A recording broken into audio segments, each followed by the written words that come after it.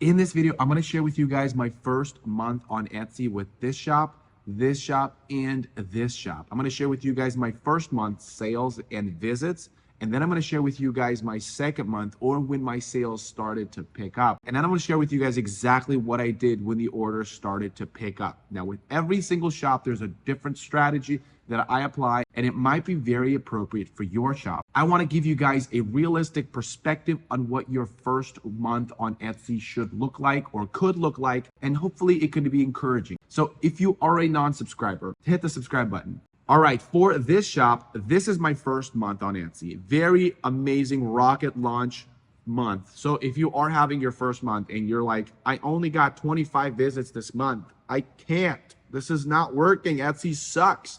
Well, just hold up, because my third month, not my second month looked exactly the same. My third month looked like this, okay? It just started going boom, like that. Now, I'm gonna explain to you what's going on, what did I do in this area in a little bit, so stick around. Now, for my next Etsy shop, it was a seasonal shop, which means I opened it up in October of last year. Like this is literally at the tail end of last year. So if you think Etsy is dead, think again, because this is the results of Etsy when I opened it up. Now, if you guys remember, I opened this Etsy shop with 50 listings, just day one. I'm surprised it didn't got banned or like suspended, because some people have, and somehow I didn't. But the thing is that 50 listings, if you guys remember, didn't do anything. Like that, I could have done that with just 4 or 5 listings. If you look at the orders, nothing happened here, even though it says I got traffic here, right? And a little bit happened here, even though I got this big old boom. But what happened here, that's where the trick happens. And I'm going to share again. I'm going to share with you guys after I share my stats on the biggest Etsy shop. Now, my second month looked like this because the seasonal product. I do not remember what happened here, but I just tapered off because it was a holiday product, and then the shop was pretty much dead, okay? Until I started to do stuff with the shop, and now this shop is actually generating a lot more sales because I did something. Again, I'll explain to you what I'm doing with these shops. Now, my big Etsy shop, my Tag Pop Etsy shop, the first week of that shop didn't look as awesome. It looked like this. I got 5 orders my first month, which was not bad. I mean, this was my visits. I kind of got, Etsy gives you the initial boom and like, yeah, you're nothing special. So we're going back to the bottom. This is what happened, okay? Nothing special. And then what happened is I started getting a little bit of traction. It wasn't this growth. And again, I'll explain what's the difference with these. It wasn't this big, massive growth on this shop. It was just like, hey, maybe you're worth something. And then I was getting a few more orders. And then if you look further, and then I started to grow here. And now I'm going to explain to you guys what the heck is happening at every single pivotal point. Let's go back. So at this shop, this is my wife's Etsy shop. We initially started by selling generic products. We started selling just whatever we could for babies. My wife was like, I love babies and I'm gonna sell baby stuff. And so, which was great, but the problem with that is babies don't bring the money. What we decided to do is I said, hey, honey, what if you focus on utility? Exactly why people are buying this product. Why are people buying baby products? And we started to look into that, and it turns out mostly gifting for baby. If we sell something that could be part of a gift, like baby bibs and pacifier clips, and we embroider them, and we could target keywords like baby shower gifts, then we'll have a greater success. And we started to add products with that in mind, with utility in mind, in focus, because that's the reason why they're coming on Etsy, and that's exactly what we started to see here. It was a bit of a slower growth, and the difference with this shop versus my Tag Pop shop, if you could tell, that the second month on the Tag Pop shop wasn't so glamorous. On this one it was, because we started to add different types of product. It wasn't just a variation of the baby bib. It was baby bib, pacifier clip, onesie or baby hat, and so on. So it was a variation of different kinds of product. So we started to climb because we were adding different product types, not just variations. So on this one, I started to sell ornaments, and I thought ornaments were going to do well, and they did okay. Not as good as I thought they would.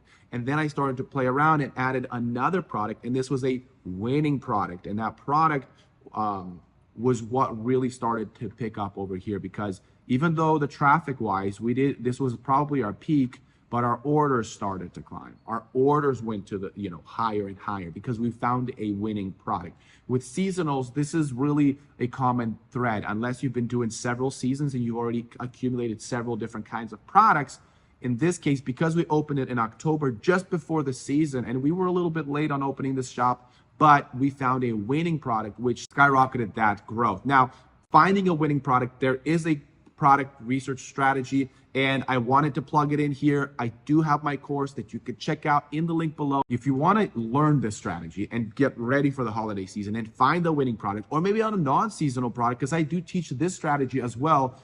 You look at this, you can either invest into my course and then start making this or not. In my course, I explain a step-by-step on exactly how I product research from basically how I grew my Etsy business. In 3 years, $3 million, I share with you guys exactly every single detail that I know. Check out the link in the description. My big dog collar store. What did I do here?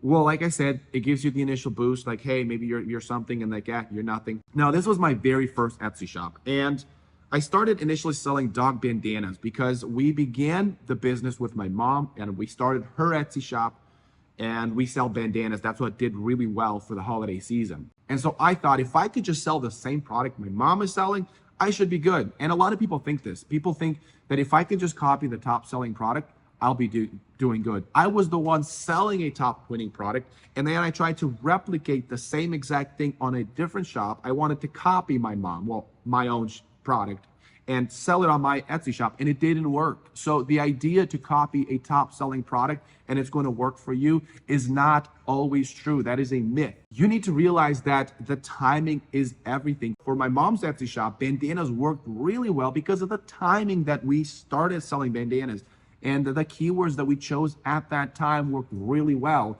And the timing of me opening up my Etsy shop was not the same. And in fact, maybe the trend has gone away. There's many factors that are at play when you are just copying another shop. Again, there's a strategy that I apply for my other shops, like these shops and this shop, that has become different than what I did here. And this is what happens with a lot of people. They think if I could just find the product, the winning product somebody else is selling, I'll be doing good. No, there's a strategy, right? There's a strategy how to find at your time, at your moment, your customer, what are they interested at that time. And again, I just wanted to point out, check the link in the description. Now, what happened?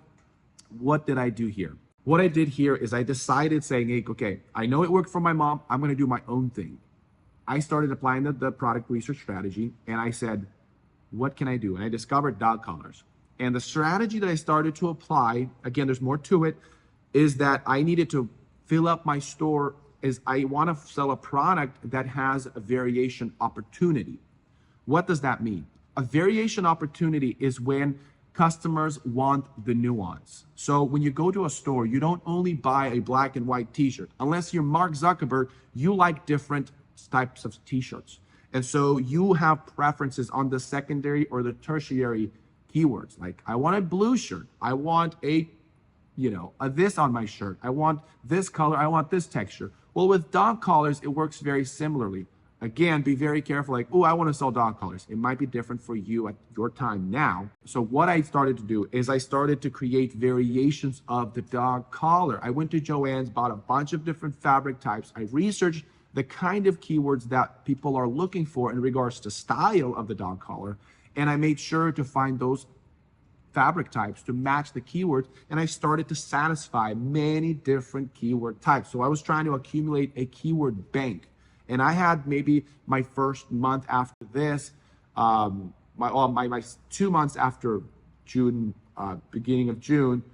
And by the way, just a reminder, this is after Christmas. So don't say that, oh, it's just holiday season. No, this is after Christmas. This is after the hype.